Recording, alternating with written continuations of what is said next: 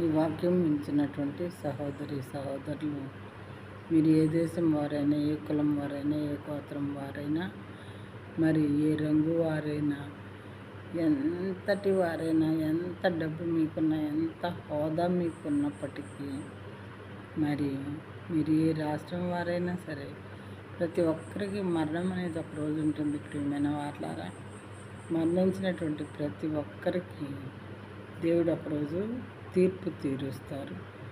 పరిశుద్ధులకు ఒక తీర్పు, పాపులకు ఒక తీర్పు.